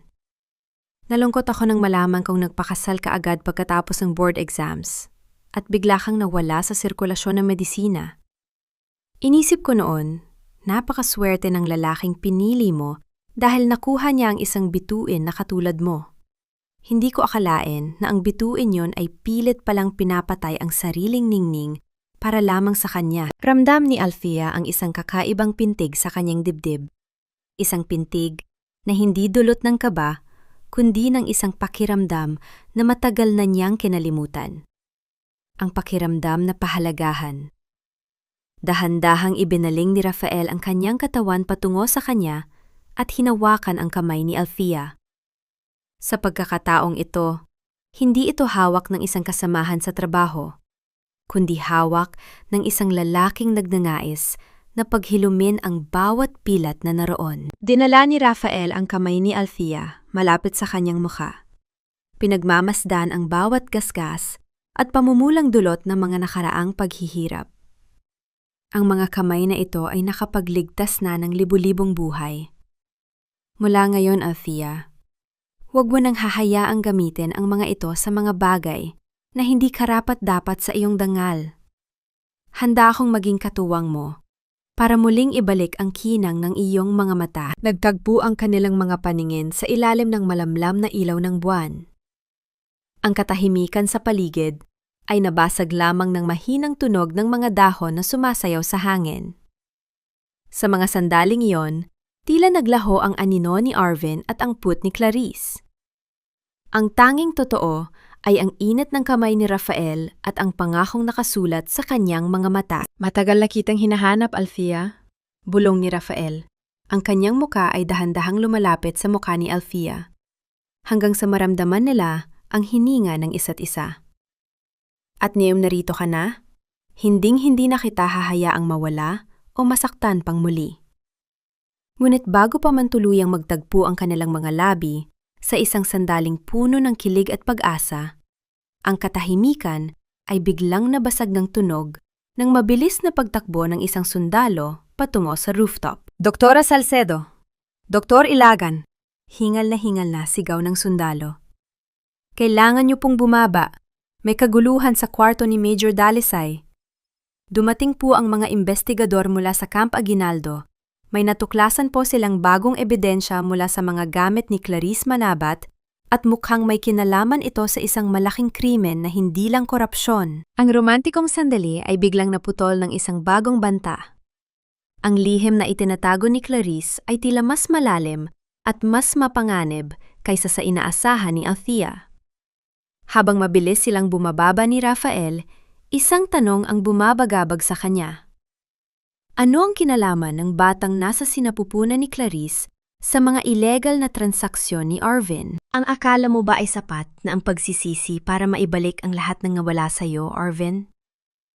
Ang ranggo ay pwedeng bawiin, pero ang dangal, kapag itinapon mo, wala nang makakahanap niyan. Ang boses ni Althea ay malamig at matatag habang nakatayo siya sa paanan ng hospital bed ni Arvin. Kagigising pa lamang ni Arvin mula sa operasyon, at ang unang bumungad sa kanya ay ang mukha ng kanyang asawa. Hindi ang asawang umiiyak at nagmamakaawa, kundi ang Dr. Althea Salcedo na puno ng otoridad. Sa labas ng kwarto, tanod ang dalawang sundalong may dalang armas. Isang malinaw na paalala na ang ospital na ito ay nagsisilbi na ring kulungan para sa kanya. Sinubukan ni Arvin na bumangon, ngunit ang matinding sakit sa kanyang ulo at ang mga tubo na nakakabit sa kanyang katawan ay pumigil sa kanya. Ang kanyang boses ay paos at halos hindi lumalabas. Althea, kailangan natin mag-usap. Si Clarice, nasaan ang anak ko? Isang mapait na ngiti ang sumilay sa mga labi ni Althea. Lumapit siya at kinuha ang medical chart na nakasabit sa dulo ng kama. Anak mo? Iyon ba talagang inaalala mo, Arvin? O ang katotohanan ang lahat ng itinatag mong kaharian ay gumuho na dahil sa sarili mong kamalian? Pumasok ang mga investigador mula sa Camp Aguinaldo. Kasunod si General Renato. Ang bawat yabag ng kanilang mga bota sa sahig ay tila tunog ng hatol para kay Arvin. Inilapag ng isang opisyal ang isang makapal na folder sa ibabaw ng mesa sa tabi ng kama. Major Dalisay, O mas tamang sabihing Mr. Dalisay. Dahil epektibo ngayong oras na ito ay wala ka na sa serbisyo. Simula ng opisyal. Bukod sa mga kaso ng korupsyon at physical abuse sa iyong asawa, nakakuha kami ng ebidensya mula sa mga personal na gamit ni Clarice Manabat. May mga dokumento roon na nag-uugnay sa iyo sa mga ilegal na transaksyon ng mga armas sa mga rebeldeng grupo. At ang lahat ng iyon ay nakapangalan sa iyo. Nanlaki ang mga mata ni Arvin. Hindi totoo yan. Si Clarice, siya ang nag-aayos ng mga papel ko. Wala akong alam. Talaga? Dahil ayon sa mga text messages at tawag na nakuha namin sa cellphone ni Clarice, ikaw ang nag-utos sa lahat. Sabi ni Renato nang may kasamang matinding pangungutya. Pero heto ang mas masakit na bahagi, Arvin. Ang iyong mahal na si Clarice ay matagal na kaming binibigyan ng impormasyon kapalit ng kanyang kaligtasan. Ginamit ka lang niya. Tila binuhusan ng malamig na tubig si Arvin. Ngunit hindi pa doon nagtatapos ang kanyang paghihirap. Humakbang palapit si Althea. Hawak ang isang laboratory result na kinuha niya mula sa kanyang bulsa. Gusto mong malaman ang tungkol sa anak mo, Arvin? Tanong ni Althea. Ang boses niya ay mahinahon, pero bawat salita ay parang isang matalim na kutsilyo. Bilang doktor mo, sinuri ko ang ultrasound at blood tests ni Clarice. Ang edad ng sanggol na dinadala niya ay hindi tumutugma sa panahong nagsasama kayo. Sa madaling salita, binuo ang batang iyon bago mo pa siya nakilala. Hindi mo anak ang dinadala niya. Isang impit na sigaw ng galit at sakit ang kumawala sa mga labi ni Arvin. Sinungaling ka! Ginagawa mo lang ito para makaganti sa akin. Mahal ako ni Clarice. Sa mga sandaling iyon, ang pintuan ng kwarto ay muling bumukas. Iniluwa nito si Clarice na nakasakay sa wheelchair, itinutulak ng isang nurse. Ang kanyang mukha ay puno ng takot nang makita ang mga opisyal at ang galit na mukha ni Arvin. Clarice, sabihin mo sa kanila, anak ko yan, di ba? Sigaw ni Arvin, pilit na inaabot ang kabit. Ngunit hindi tumingin si Clarice kay Arvin. Sa halip, tumingin siya kay Althea at pagkatapos ay sa mga investigador. Ibinigay ko na sa inyo ang lahat ng kailangan nyo. Ang mga bank accounts ni Arvin, ang mga pangalan ng contact niya. Please, huwag niyo akong ikulong. Kinamit lang din ako ni Arvin. Pinilit niya ako. Ang pagtataksil ay ganap na. Ang kahariang binuo ni Arvin sa ibabaw ng mga kasinungalingan at paghihirap ni Althea ay tuluyan ng naging abo. Nakatingin si Arvin sa kanyang mga kamay na dati ay may hawak na kapangyarihan, ngunit nayo'y puno na lamang ng mga tubo at pilat. Althea, tulungan mo ako. Bulong ni Arvin habang bumubuhos ang mga luha ng pagsisisi. Tumingin si Althea kay Arvin ng huling beses. Walang galit, wala ring awa. Tanging kawalan na lamang ng pakiramdam ang natira sa kanyang puso. Niligtas ko ang buhay mo sa operating room, Arvin. Iyon ang huling obligasyon ko sa iyo bilang tao. Pero ang buhay na ibinigay ko sa iyo ay isang buhay na puno ng kahihiyan at pagbabayad. Magsilbi sana itong aral sa iyo na ang tunay na lakas ay hindi nakukuha sa pagyurak sa iba. Lumabas si Althea ng kwarto kasama ang kanyang ama at si Rafael na naghihintay sa labas. Sa loob ng kwarto, ang tanging maririnig ay ang hysterical na iyak ni Clarice at ang mahinang tunog ng heart monitor na tila bumibilang sa bawat sandali ng pagbagsak ni Arvin. Ngunit habang naglalakad sila sa hallway, isang opisyal ang lumapit kay General Renato. Sir, may problema po. Si Doña Imelda, nakatakas po siya bago pa man dumating ang mga pulis sa mansyon. At dala niya ang isang malaking halaga ng pera na pinaniniwala ang bahagi ng illegal na pondo ni Arvin. Napatigil si Althea. Ang panganib ay hindi pa tapos. Ang matandang babaeng nagpahirap sa kanya ay nasa labas pa. At tiyak na gagawin nito ang lahat para makagante. Ang katotohanan ay parang isang matalim na scalpel, Althea. Masakit kapag binuhat. pero ito lamang ang makakapagtanggal sa bulok na bahagi ng iyong nakaraan. Ang tinig ni Rafael ay banayad habang iniabot niya ang isang puting envelope kay Althea sa loob ng tahimik na laboratorio ng ospital. Ang tanging naririnig sa silid ay ang mahinang ugong ng aircon at ang regular na tunog ng mga makina sa paligid.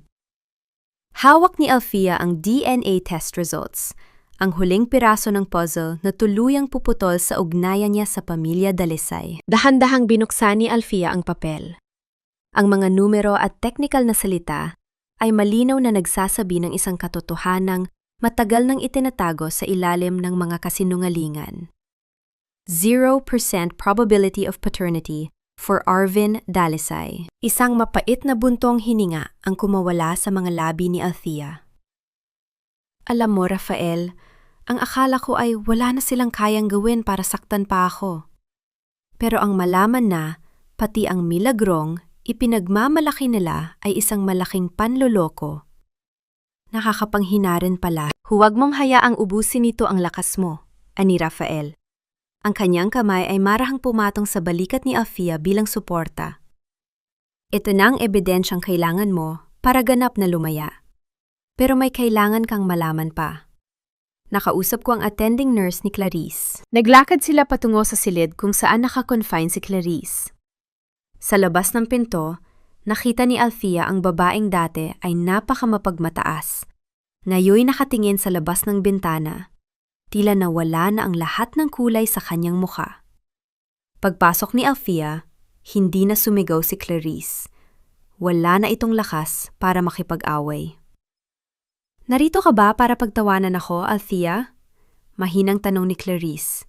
Ang boses ay tuyot at walang buhay. Narito ako para ibigay ang katotohanan ito, sagot ni Althea habang inilalapag ang DNA results sa ibabaw ng mesa. Hindi anak ni Arvin ang dinadala mo, Clarice. At alam kong alam mo yon mula pa noong una. Napayuko si Clarice. Ang kanyang mga balikat ay nagsimulang manginig sa tahimik na pag-iyak. Ano bang alam mo? Akala mo ba madali ang buhay ko? Ginamit lang din ako ni Doña Imelda. Siya ang nakakaalam ng lahat. Napatigil si Althea. Ano ang ibig mong sabihin? Alam ni Doña Imelda na hindi ito apo ng pamilya Dalisay? Tumingin si Clarice kay Althea. Ang kanyang mga mata ay puno ng pait. Oo, alam niya. Noong nalaman niya na buntis ako sa ibang lalaki, bago pa kami magkaroon ng relasyon ni Arvin, imbes na itaboy ako, tinulungan niya akong palabasin na kay Arvin ito. Gusto niya ng tagapagmana para makontrol ang mga ari-arian na nakapangalan kay Arvin. Sabi niya, kailangan ng isang anak para hindi mo makuha ang kahit anong parte ng yaman nila kapag naghiwalay kayo. Kaming dalawa ang nagplano ng lahat. Ang bawat salita ni Clarice ay parang isang sampal ng katotohanan kay Althea. Ang kanyang biyenin, ang babaeng nagdasal pa sa harap niya para sa isang apo, ay ang utak sa likod ng pinakamalaking panlilinlang na ito. Ginamit nila ang isang hindi pa isinisilang na sanggol para lamang sa pera at kapangyarihan. Nasaan si Doña Imelda? Tanong ni Rafael. Ang boses ay puno ng galit na hindi na niya mapigilan. Hindi ko alam. Ang huling sabi niya sa akin, may safe house siya na hindi alam ni Arvin. Dinala niya ang lahat ng pera mula sa bank account ni Arvin na nakapangalan sa akin. Hinakawan niya kaming lahat, hikbi ni Clarice. Lumabas si Althea ng silid. Ang kanyang mga hakbang ay mabilis at puno ng determinasyon. Ang bawat sulok ng ospital ay tila sumasakal sa kanya. Hindi pa tapos ang laban. Ang tunay na kaaway, ang babaeng nagtanim ng lason sa kanyang tahanan, ay nasa labas pa at malayang naglalakad. Sinalubong siya ng kanyang ama, si General Renato, sa dulo ng hallway. Ang kanyang mukha ay seryoso habang may hawak na radyo. Althea, may balita kami. May nakitang sasakyang nakarehestro sa mga Dalisay sa may pier sa Batangas. Mukhang balak tumakas ng iyong biyenan, palabas ng bansa. Papa, kailangang mahuli siya. Hindi lang dahil sa pera, kundi dahil sa lahat ng sinira niya. Sabi ni Althea, ang kanyang boses ay tila bakal. Ngunit bago pa sila makakilos, Ang cellphone ni Althea ay tumunog. Isang hindi kilalang numero ang lumitaw sa screen. Pagkasagot niya, isang pamilyar at mapang-uyam na boses ang narinig niya mula sa kabilang linya. Ang boses ni Doña Imelda. Althea, akala mo ba ay nanalo ka na? Ang tawa ng matanda ay parang gasgas na plaka sa pandinig ni Althea. Maaring nakuha mo si Arvin, pero ang lahat ng pinaghirapan ninyo ay nasa kamay ko na. At bago ako mawala, sisiguraduhin kong may iiwan akong regalo na hindi mo makakalimutan. Tingnan mo ang kinaroroonan ng tatay mo ngayon. Mabilis na napatingin si Althea kay General Renato. Sa malayo, sa kabilang panig ng parking lot ng ospital, isang itim na van ang mabilis na humaharurot patungo sa direksyon ng kinaroroonan ng general. Walang tunog ng preno, tanging ang dagundong ng makina na tila isang hayop na handang sumagasa. "Papa, iwas!" sigaw ni Althea. Ang kanyang puso ay tila tumalon sa kanyang lalamunan habang pinapanood ang panganib na mabilis na lumalapit sa kanyang ama. "Mabubuhay ka, Arvin, pero hindi dahil mahal pa kita. Mabubuhay ka para harapin ang bawat kasalanan ginawa mo sa akin at sa pamilya ko." Ang tinig ni Althea ay parang isang matalim na piraso ng yelo na bumaon sa pandinig ni Arvin sa loob ng masikip na trauma room ng V. Luna Medical Center. Kararating lamang ni Arvin mula sa interrogation room ng kampo, duguan at puno ng mga pasa. Nagkaroon ng kaguluhan ng tangkaing agawin ni Arvin ang baril ng isang gwardiya sa desperasyong makatakas. Ngunit sa huli ay ang semento at ang kamay ng katarungan ang sumalubong sa kanya. Nakatayo si Althea sa harap niya. Ang kanyang puting coat ay walang kahit isang dumi, habang ang kanyang mga kamay ay mabilis na nag-aayos ng mga kagamitang medikal. Ang liwanag ng mga surgical lamp sa itaas ay tumatama sa kanyang mukha. Binibigyang diin ang bawat linya ng kanyang determinasyon. Sa kabilang banda, si Arvin ay nakahiga sa stretcher. Tila isang sirang laruan na itinapon ng tadhana. Dahan-dahang lumapit si Althea para suriin ang sugat sa noo ni Arvin. Nang maramdaman ni Arvin ang haplos ng mga daliri ni Althea, ang mga daliring dati ay puno ng pagmamahal at pag-aalaga, isang mahinang daing ang kumawala sa kanyang mga labi. Pilit niyang hinawakan ang kamay ni Althea. Ang kanyang mga mata ay puno ng pagsusumamo at luhang hindi mapigilan. "Althea, mahal, patawarin mo ako," hikbi ni Arvin. Ang boses ay parang isang batang nawawala sa dilim. "Ngayon ko lang naintindihan, ikaw lang ang totoo sa buhay ko. Si nanay, si Clarice, pinagtaksilan nila ako. Althea, iligtas mo ako.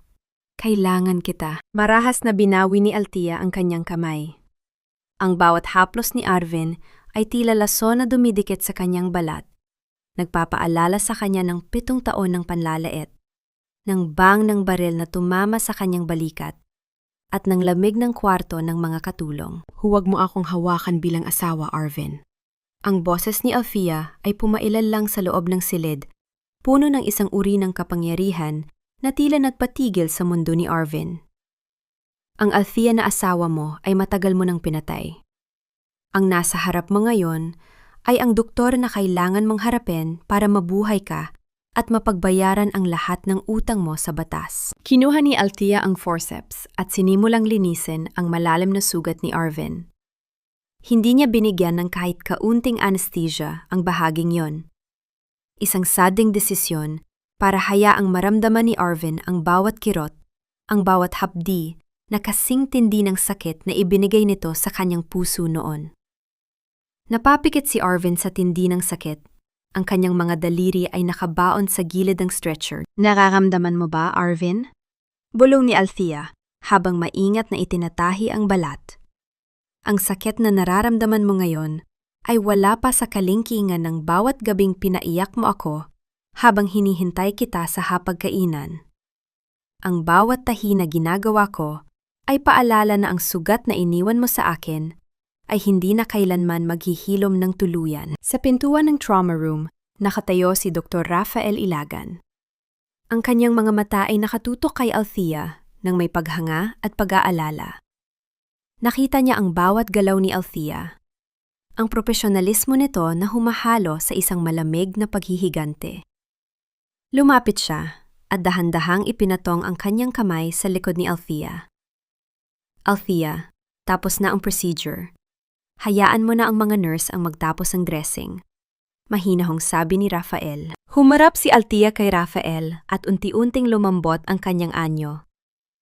Ang matigas na baluti na kanyang isinuot sa harap ni Arvin ay tila bahagyang natunaw sa presensya ng lalaking tunay na nagpapahalaga sa kanya. Tumingin muli si Althea kay Arvin na ngayoy nakatingin sa kanila nang may selos at matinding pighati. Nakita ni Arvin ang paraan ng pagtingin ni Althea kay Rafael. Isang tingin na puno ng tiwala. Isang tingin na kailanman ay hindi na niya makukuha muli. Gagamutin kita bilang pasyente, Arvin. Huling bitiw ni Althea bago siya tuluyang tumalikod. Pero wag mong asahang tatawagin pa kitang asawa. Mula sa araw na ito, isa ka na lamang bahagi ng nakaraan na kailangan kong ibaon para ako ay ganap na makahinga. Habang naglalakad si Althea palabas ng trauma room kasama si Rafael, narinig niya ang mahinang tunog ng paghikbi ni Arvin na humahalo sa tunog ng mga makina sa loob ng ospital. Ang bawat hakbang ni Althea sa hallway ay tila isang paglayas sa isang madilim na kabanata ng kanyang buhay. Ngunit sa labas ng ospital, ang mga investigador ay may dalang bagong balita. Ang sasakyang sumubok na sagasain si General Renato ay natagpuan na, at ang driver nito ay nagsimula ng kumanta. Ang itim na van ay nakarehistro sa ilalim ng isang kumpanyang pagmamay-ari ni Doña Imelda, isang kumpanyang ginagamit para sa money laundering. Ang lambat ay unti-unti nang sumasara. Ngunit sa gitna ng tagumpay, isang tanong ang nananatili sa isipan ni Althea. Hanggang saan ang kayang gawin ng isang desperadong ina para iligtas ang kanyang sarili? At sino pa ang handa nitong isakripisyo sa ngalan ng kapangyarihan? Ang silid ng pagdinig sa loob ng Camp Aguinaldo ay nababalot ng isang nakabibinging katahimikan. Ang amoy ng lumang kahoy at alikabok ay humahalo sa bigat ng otoridad na nagmumula sa hanay ng mga matataas na opisyal na nakaupo sa harap.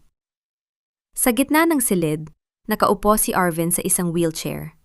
Ang kanyang ulo ay may benda pa at ang kanyang dating makisig na uniporme ay wala na ang mga medalya at ranggo. Isang hubad na katotohanan ng kanyang pagbagsak. Bumukas ang malaking pinto sa likuran. Ang tunog ng bawat hakbang ng sapatos ni Althea sa sementadong sahig ay tila isang regular at matatag na ritmo ng katarungan.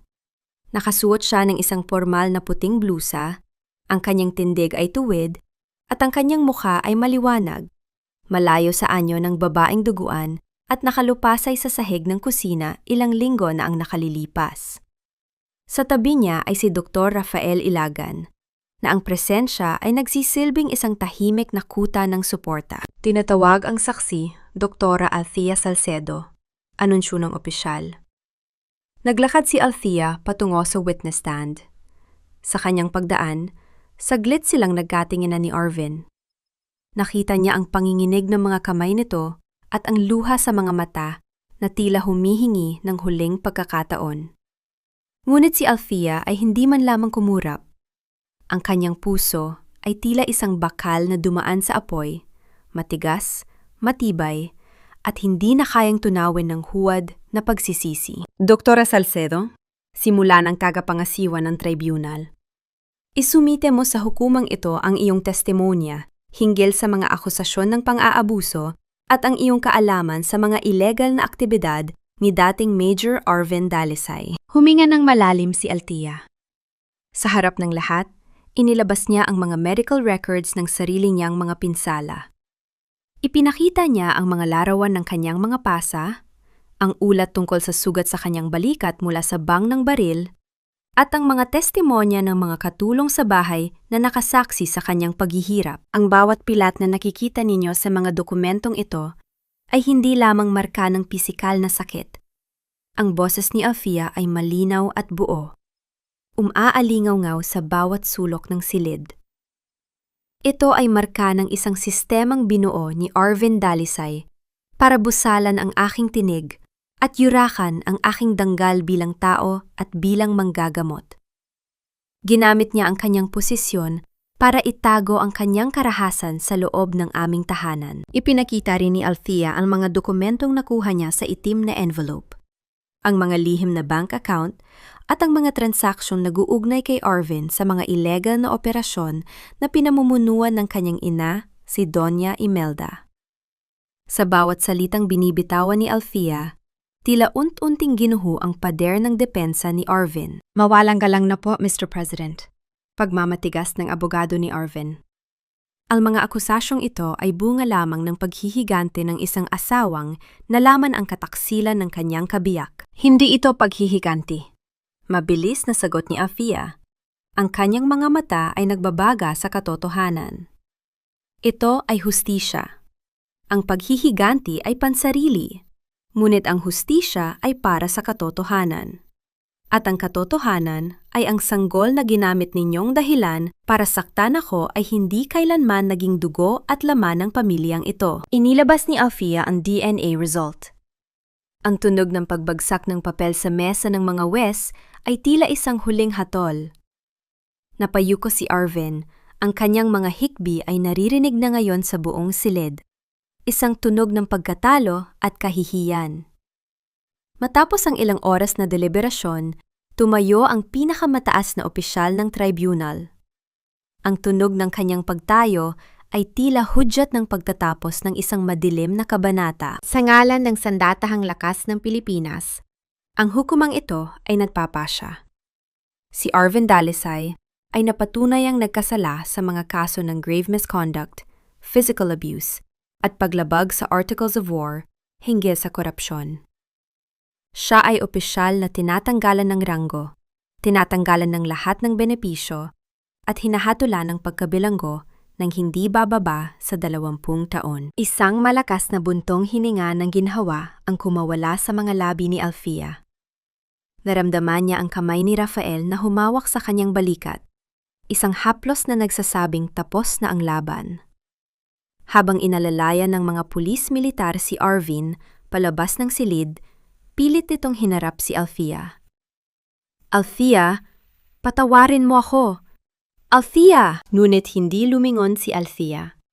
Naglakad siya palabas ng silid, patungo sa liwanag ng araw sa labas ng gusali. Doon, naghihintay ang kanyang ama, si General Renato, na may malawak na ngiti at mga matang puno ng pagmamalaki. Tapos na, anak, sabi ng general habang niyayakap siya ng mahigpit. Nakuha mo na ang iyong kalayaan. Tumingin si Althea sa kalangitan. Ang hangin ay tila mas masarap lang hapen. At ang bawat tibok ng kanyang puso ay wala na ang bigat ng nakaraan. Ngunit sa gitna ng kanyang kaligayahan, isang huling anino ang kailangang burahin. Ang pagtugis kay Doña Imelda na hanggang ngayon ay nagtatago pa rin sa dilim. Sa bawat paghilom ng sugat sa aking balat, tila unti-unti ring nabubuo ang mga pira-pira ng aking kaluluwa na matagal nang nabaon sa limot. Ang amoy ng sariwang sampaguita ay humahalo sa malamig na simoy ng hangin sa sementeryo. Nakatayo si Althea sa harap ng puntod ng kanyang ina, ang sikat ng araw ay marahang humahalik sa kanyang muka. Sa puntod na ito, noong anibersaryo ng kamatayan ng kanyang ina, nagsimula ang lahat ng pasakit. Ang araw na dinala ni Arvin ang kanyang kabit sa kanilang tahanan. Ngunit ngayon, wala na ang pait. Ang tanging naroon ay ang kapayapaan ng isang anak na sa wakas ay nakatupad sa kanyang pangako. Nay, tapos na po, bulong ni Althea habang inilalatag ang isang puting korona ng mga bulaklak. Nakuha ko na ang katarungan, malaya na ako. Naramdaman niya ang isang mainit na presensya sa kanyang likuran. Hindi na kailangang lumingon ni Althea para malaman kung sino ito. Ang amoy ng malinis na pabango ni Rafael at ang mahinang tunog ng kanyang mga hakbang sa damuhan ay sapat na para magbigay ng kapanatagan sa kanyang puso. Ang ganda ng mga bulaklak, Althea, bagay na bagay sa katahimikan ng lugar na ito. Ani Rafael, ang kanyang boses ay malambing at puno ng pag-unawa.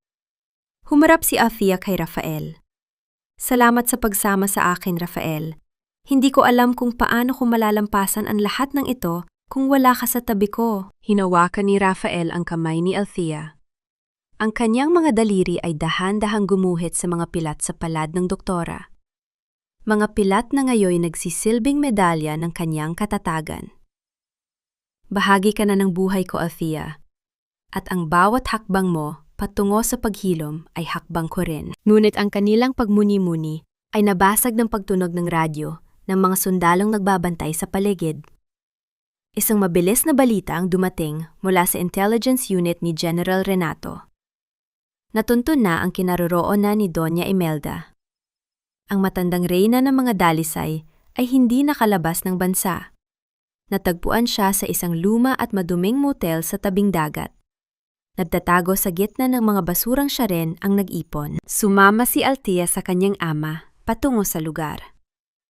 Nang makarating sila, bumungad sa kanila ang isang eksenang hindi malilimutan. Ang Doña Imelda na dati ay napakamapagmataas, ang babaeng laging balot ng ginto at perlas, ay ngayon nakaupo sa isang madilim na sulok ng silid. Ang kanyang buhok ay gulo-gulo. Ang kanyang mamahaling damit ay may mansa na ng putik, at ang kanyang mga mata ay puno ng kabaliwan at takot. Sa ibabaw ng kama ay nagkalat ang mga bundle ng pera. Ang perang ninakaw niya mula sa kanyang sariling anak. Ngunit ang perang ito ay wala ng silbi sa kanya ngayon. "Huwag niyo akong hawakan! Akin ito! Para ito sa apo ko!" Sigaw ni Imelda habang pilit na niyayakap ang mga pera nang makita ang mga pulis. Lumapit si Althea. Ang kanyang muka ay puno ng awa para sa babaeng minsang naging dahilan ng kanyang paghihirap. "Nanay Imelda, tapos na ang laro. Wala na si Arvin, wala na ang ranggo, at ang batang inaasahan ninyo ay hindi kailanman naging bahagi ng inyong pamilya. Lahat ng ito, lahat ng kasamaang ginawa nyo, ay humantong lamang sa ganitong dumi." Tumingin si Imelda kay Althea. Ang kanyang tawa ay parang isang nakakatakot na huni ng kwago. "Althea, ikaw ang may kasalanan nito. Kung nanahimik ka lang sana. Kung naging sunod-sunuran ka lang sana."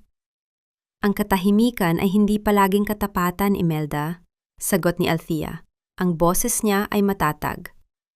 "Ang katarungan ay dumarating sa mga taong marunong maghintay at lumaban sa tamang paraan." Habang inilalabas ng mga pulis si Doña Imelda, ang tunog ng kalansing ng mga posa sa kanyang mga payat na kamay ay tila huling batingaw ng pagbagsak ng dinastiya ng mga dalisay. Ang yaman na inakala nilang magliligtas sa kanila ay naging mitsa ng kanilang sariling pagkagunaw.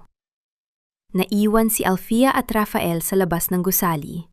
Pinapanood ang paglubog ng araw. Ang kulay kahel na kalangitan ay tila isang bagong pahina na nagbubukas. "Ano nang plano mo ngayon, Althea?" tanong ni Rafael habang nakatitig sa kanya ng may paghanga. Tumingin si Althea sa kanyang mga kamay. "Babalik ako sa ospital ng buong puso, Rafael. Gagamitin ko ang mga kamay na ito para magpagaling, hindi lang ng katawan, kundi pati na rin ng mga pusong sugatan na katulad ng sa akin noon. At siguro ay handa na rin akong buksan ang pintong matagal ko nang isinara." Hinawakan ni Rafael ang mukha ni Althea. Ang kanyang tingin ay puno ng pangako. "Kasama mo ako sa bawat operasyon, Althea, sa loob at labas ng operating room." Sa mga sandaling yon, ang huling tunog ng nakaraan ay ganap ng naglaho. Ngunit sa likod ng kanilang tagumpay, isang huling tanong ang nananatili sa puso ni Althea. Sapat na ba ang patawad para sa mga taong sumira sa iyo? O ang tunay na kapayapaan ay matatagpuan lamang kapag tuluyan mga silang kinalimutan? Ang mga kamay na dati binansagang baog at walang silbi, ngayoy itinuturing na instrumento ng langit para sa pagpapatuloy ng buhay. Ang sikat ng araw sa labas ng V. Luna Medical Center ay tila mas maliwanag kaysa sa mga nakaraang taon. Nakatayo si Althea sa gitna ng isang malawak na medical mission sa isang liblib na baryo. Isang proyektong siya mismo ang namuno sa ilalim ng pangalan ng Salcedo Foundation. Wala na ang takot sa kanyang mga mata. Wala na ang panginginig sa kanyang mga daliri. Ang suot niyang puting coat ay sumasayaw sa ihip ng hangin, habang ang mga tao ay nakapila para sa kanyang kalinga. Isang maliit na batang lalaki ang lumapit sa kanya. May dalang isang pirasong bulaklak ng gumamela. Salamat po, doktora. Sabi po ni nanay, kayo daw po ang nagligtas sa kanya noong operasyon. Mahiyain, ngunit punong-puno ng pasasalamat na sabi ng bata. Dahan-dahang lumuhon si Althea para mapantayan ng bata. Hinawakan niya ang maliit na kamay nito. Isang hawak na puno ng pag-aaruga na hindi kailanman naramdaman ni Arvin. Wala yon, iha. Ang mahalaga ay magaling na ang nanay mo. Isang simpleng pakikipag-ugnayan na nagpapatunay na ang kanyang halaga ay hindi nasusukat sa pagiging asawa ng isang opisyal, kundi sa dami ng buhay na kanyang nayayakap sa pamamagitan ng kanyang propesyon. Sa di kalayuan, nakasandal sa isang lumang jeepney si Dr. Rafael Ilagan. Pinapanood niya ang bawat galaw ni Althea nang may malalim na paghanga. Nang magtagpo ang kanilang mga mata, itinaas ni Rafael ang kanyang kamay at numiti. Isang ngiting nagsasabing, nahanap na ni Althea ang kanyang tunay na tahanan. Ngunit sa gitna ng kasiyahang ito, isang huling anino ng nakaraan ang dumating sa anyo ng isang liham. Inabot ito ng isang sundalo kay Althea. Ang sobre ay may tatak ng National Penitentiary. Mula ito kay Arvin. Binuksan ni Althea ang liham sa ilalim ng isang malaking puno ng nara. Althea, sa bawat gabi na nakatingin ako sa rehas ng aking selda, naalala ko ang bawat segundo na sinayang ko.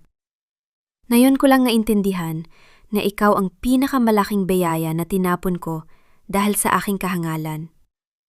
Hindi ko hinihingi ang iyong pagbabalik dahil alam kong hindi na ako karapat-dapat sa iyong anino. Hinihingi ko lang ang iyong patawad bago ako tuluyang mabulok sa dilim na ako rin ang may gawa. Walang luhang pumatak sa mga mata ni Althea. Sa halip, isang malalim na buntong hininga ang kumawala sa kanya. Tinupi niya ang liham at inilagay sa kanyang bulsa. Ang patawad ay hindi para kay Arvin. Ang patawad ay para sa kanyang sarili. Para sa Althea na nagtiis ng matagal. Para sa Althea na nakalimot na siya ay isang anak ng general at isang mahusay na doktor. Lumapit si Rafael at dahan-dahang ipinatong ang kanyang kamay sa balikat ni Althea. Ano ang sabi ng liham? Wala na, Rafael. Isang huling paalam mula sa isang taong hindi ko nakilala, sagot ni Althea habang nakatingin sa malayo. Handa ka na bang bumalik sa Maynila? May gagawin pa tayong major surgery bukas. Paalala ni Rafael. Ang kanyang boses ay puno ng kasabikan para sa kanilang kinabukasan.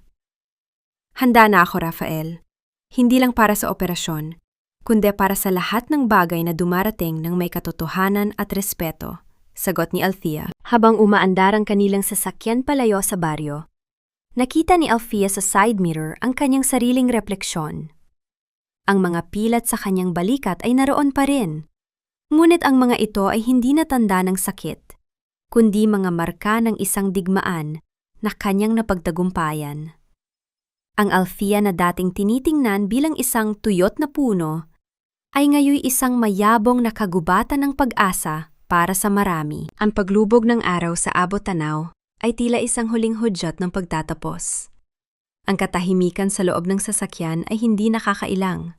Ito ay isang katahimikan ng dalawang pusong nagkakaunawaan ng higit pa sa mga salita. Ngunit bago tuluyang matapos ang kabanatang ito, hinawakan ni Rafael ang kamay ni Althea habang nagmamaneho.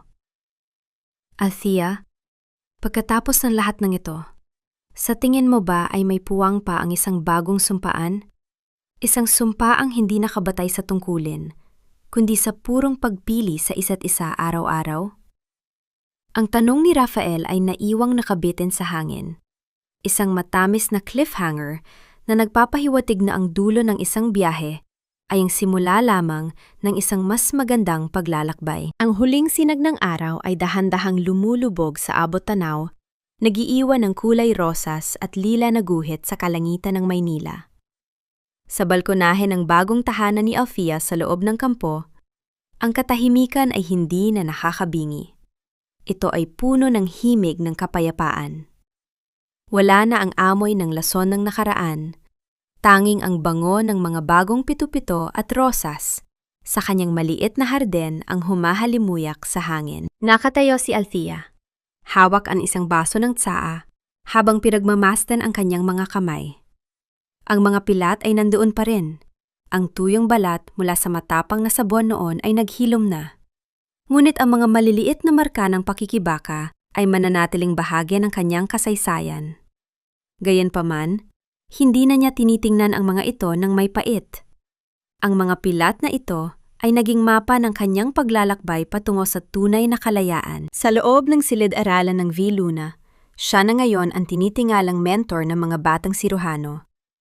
Ang kanyang kwento ay hindi na tungkol sa isang asawang inapi, kundi tungkol sa isang doktora na bumangon mula sa sariling abo. Dahan-dahang lumapit si Rafael mula sa kanyang likuran.